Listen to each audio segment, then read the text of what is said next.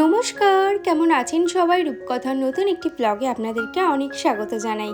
এখন বাজে ঘড়ির কাঁটায় ঠিক 9টা আর আমি স্নান পুজো কমপ্লিট করে চলে আসলাম রান্নাঘরে। ভাবলাম আজকে রান্না বান্না দিয়েই ব্লগটা স্টার্ট করব। তাই সমস্ত সবজি বার করে নিয়েছি ফ্রিজ থেকে আর মাছটাও বার করে ভিজিয়ে দিয়েছি। অনেকদিন হলো এই বিটগুলো নিয়ে আসা হয়েছে, তো একদমই খাওয়া হচ্ছিল না। আমি ডিটক্স ওয়াটার করব বলেই বিটগুলো আনা হয়েছিল। তো আজকে ভাজা করব কুড়ে, আর এদিকে আমি কাঁচকলা কেটে নিচ্ছি। কাঁচকলা আলু দিয়ে মাছের ঝোল করব। আর আমি কাঁচকলার খোলা কিন্তু একদমই ফেলি না, ওগুলোকে কুচিয়ে ভাজা করি আর খেতে কিন্তু খুব ভালো লাগে। আমার মা জানেন তো, ছোটোবেলায় যখনই কলা কাটতো তখন এই কলার খোসাগুলো শুধু আলু দিয়ে ভেজে দিত, বেশ ভালো লাগতো। তোমরা আমাকে অনেকেই জিজ্ঞাসা করো যে দিদি, তুমি যে ছাদে এত সুন্দর গাছ করেছো তার পরিচর্যাগুলো যদি একটু শেয়ার করো। কেন শেয়ার করব না? সব থেকে বড় কথা হচ্ছে, তোমরা যদি নতুন হও ছাদ বাগানে, সবার আগে একটা জবা গাছ আনতে পারো। জবা গাছ এমন একটি গাছ যেটা খুব কম পরিশ্রমে খুব তাড়াতাড়ি বেড়ে ওঠে এবং ওর পিছনে খাটনিও কম। জাস্ট খোল ভেজানো জল আর একটু পটাশ দিলেই কিন্তু গাছ ভরে ফুল দেবে।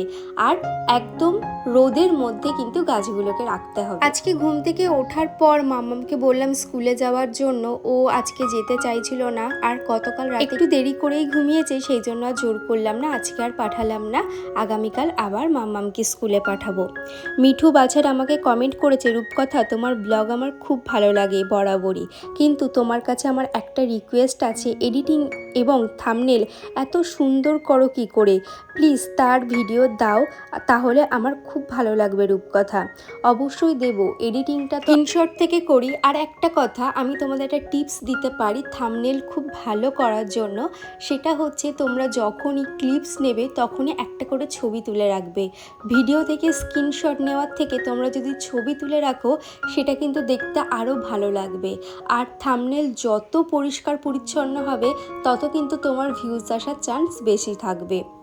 আর এদিকে আমাকে কমেন্ট করেছে সুস্মি, খুব সুন্দর লাগলো দিদিভাই তোমার ভিডিওটি দেখলাম, আর ধোকার ডালনাটা দেখে মনে হচ্ছে বেশ ভালো হয়েছিল। সত্যি প্রথমবার রান্না করেছি বলে বলছি না, বা নিজে রান্না করেছি বলে বলছি না, দারুণ হয়েছিল খেতে এক কথায়। আর thank you Sushmi, thank you Mithu, এইভাবে আমার পাশে থেকো। রুবা আমাকে কমেন্ট করেছে, দিদি আজকের ভিডিওটা অনেক সুন্দর হয়েছে, তো থ্যাংক ইউ। প্রিয়াঙ্কা আমাকে কমেন্ট করেছে, দিদি ভিডিও শ্যুট করার সময় লাইট সেট আপ কীভাবে করো? আজকের ব্লগটা ভালো লাগলো। আমি দিনের বেলাতেই ভিডিও করি, রাতে যখন খুব প্রয়োজন হয় তখন রিং লাইট জ্বালাই, আর তা না হলে আমি এই যে সানলাইট মানে একদম পুরো ন্যাচারাল আলোতেই কিন্তু আমি ভিডিও শ্যুট করি।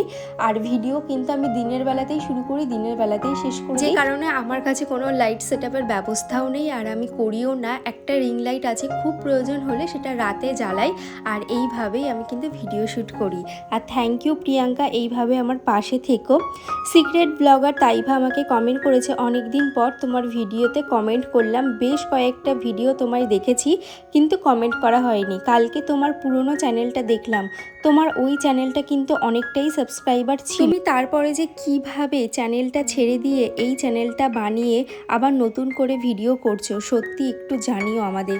সত্যি কথা বলতে আগের যে চ্যানেলটা ছিল সেটা না ফ্রিজ হয়ে গেছিলো, কোনো রকমভাবে আমার লং ভিডিওতে ভিডিও আসছিল না।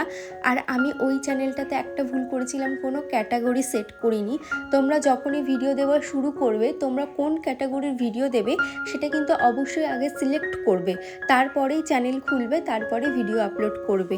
আমি যখন এই চ্যানেলটা ওপেন করি, আমি প্রথম থেকেই কিন্তু সংসারের কাজবাজ গুছিয়ে নিজের ঘরবাড়ি কীভাবে অর্গানাইজ করছি, আমি রান্না করতে ভালোবাসি, সেই রান্নাগুলো আপনাদের সাথে শেয়ার করি। মানে সত্যি কথা বলতে গেলে আমি একটা লাইফস্টাইল কন্টেন্ট এই চ্যানেলের জন্য চুজ করেছিলাম, যেটাতে তোমরা আমাকে অনেক ভালোবাসা দিয়েছো। থ্যাংক ইউ সো মাচ, এইভাবে আমার পাশে থেকো। অঞ্জলি আমাকে কমেন্ট করেছে, তোমার সব ভিডিওগুলো দেখি খুব ভালো লাগে, তো thank you Anjali. Ruksar Parveen account থেকে দিদিভাই কমেন্ট করেছে, খুব সুন্দর লাগলো ভিডিওটা, তো থ্যাংক ইউ। শিরিন হীরা আমাকে কমেন্ট করেছে, পুরো ভিডিওটি দেখে নিলাম, অনেক ভালো লাগলো দিদিভাই, তো থ্যাংক ইউ সো মাচ, এইভাবে আমার পাশে থেকো। মৌ দিদিভাই আমাকে কমেন্ট করেছে, বোন জবা গাছের যত্নটা একটু বলো, খুব ভালো লাগলো ভিডিওটা। জবা গাছের খুব একটা বেশি যত্ন করতে হয় না দিদিভাই, জবা গাছ একটুতেই বেড়ে ওঠে, আর একটু খোল ভেজানো জল, আর মাঝে মধ্যে গাছের গোড়াগুলো একটু খুঁড়ে দেওয়া, একটু পটাশ দেওয়া। তোমরা দোকানে গেলে 20 টাকার অনেকটা পটাশ পেয়ে যাবে সারের দোকান থেকে। তো সেই পটাশ একটু দিয়ে দিলে দেখবে খুব ভালোভাবে জবা গাছ বেড়ে উঠবে। আর জবা গাছ কিন্তু ছায়া জায়গায় একদমই হয় না, ওকে কিন্তু রোদে রাখতে হয়। বিনাদা আমাকে কমেন্ট করেছে, একদম ঠিক বলেছো, বাজে কথায় কান না দিয়ে নিজের মতন থাকাটা ভালো। সব মিলিয়ে অনেক সুন্দর হয়েছে পুরো ভিডিওটা দিদিভাই। Thank you so much. তোমরা আমার কথার সাথে যে এতটা রিলেট করো, থ্যাংক ইউ সো মাচ। এই জন্যই তোমাদের সাথে আমার এতটা মিল, যে আমার ভাবনা চিন্তার সাথে আপনাদের ভাবনা চিন্তাটা একদমই মিলে যায়। বৃষ্টি আমাকে কমেন্ট করেছে, আজকের ভিডিওটা অনেক বেশি ভালো লাগলো দিদি, তোমার সবজি কাটার ভিডিওটা দেখতে খুব ভালো লাগে। আমি এভাবে ছুরি দিয়ে সবজি কাটতে পারি না, আমার এখন অভ্যাস হয়ে গেছে, আর এখন আমি ছুরি দিয়ে সমস্ত সবজি কাটি। এখানে আমি বসাচ্ছি 3টে ডিম সিদ্ধ, আর তার জন্য আমি ইউজ করছি আগারোর মাল্টিকুক কেটেল। আমি কিন্তু বেশি জল দেইনি, এই জলে কিন্তু ডিমগুলো খুব ভালোভাবে সিদ্ধ হয়ে যাবে। আর তোমরা এই আগারোর মাল্টিকুক কেটেলটি যদি পারচেস করতে চাও, অ্যামাজন থেকে ইজিলি পারচেস করতে পারো, লিঙ্ক আমার ডেসক্রিপশানে দেওয়া আছে। আর দেখো কত সুন্দরভাবে জলটা ফুটে গেছে, আর ডিমটাও কিন্তু খুব সুন্দরভাবে সিদ্ধ হয়েছে। যে সমস্ত কাজ করে, রান্নাঘর পরিষ্কার করে, রান্নাবান্না করে এখন ওপরে আসলাম, স্মুদিটা নিয়ে এসেছি।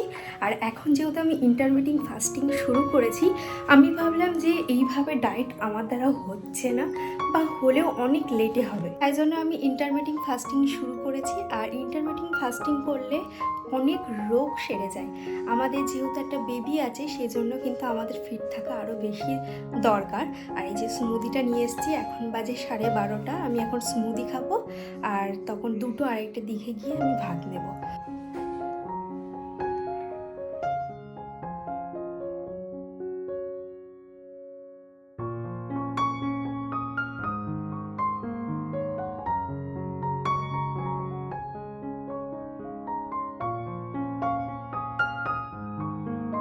এই স্মুদিটা খেতে খেতে একটা কথা মনে পড়ছিল, সেটা হচ্ছে ছোটোবেলায় আমি যখন মামার বাড়িতে যেতাম, তখন এরকম পাড়ায় পাড়ায় ঘোল বিক্রি হতো। বেশ ভালো লাগলো আজকে স্মুদিটা। সব থেকে পছন্দের একটা জিনিস আমার জন্য নিয়ে এসছে, আমার খুব পছন্দ হয়েছে। আমি অনেক দিন ধরে খুঁজেওছি, এমনকি দার্জিলিংয়ে গিয়েও আমি খুঁজেছি, তো পাইনি। তো ফাইনালি একটা ছাতা, এটা পুরো ট্রান্সপারেন্ট ছাতা, আর সাদা কালারটাই আমার মানে খুব পছন্দের। অন্যান্য কালারও ছিল, সেগুলোও ট্রান্সপারেন্ট, কিন্তু সাদাটা কিন্তু বেশ ভালো।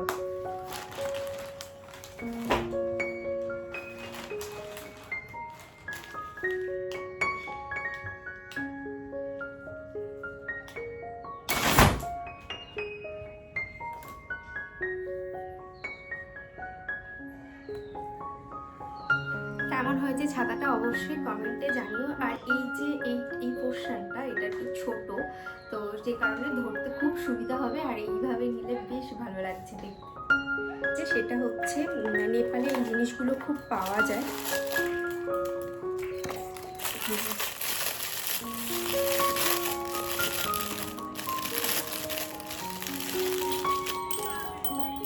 কিন্তু খুব পছন্দ, খুব টুংটুং করে আওয়াজ হচ্ছে। একটা নজর আইবল আছে এখানে, আর এই হচ্ছে এখানে ওং লেখা আছে, এই যে ওং লেখা আছে। এই জিনিসটা আমি এই জায়গাটাতে রেখেছি, কেমন লাগছে অবশ্যই কমেন্টে জানো। আর আমার অ্যাডেনিয়াম গাছে কিন্তু নতুন ফুল এসছে, আর বাইরে হচ্ছে প্রচণ্ড ঝড় বৃষ্টি।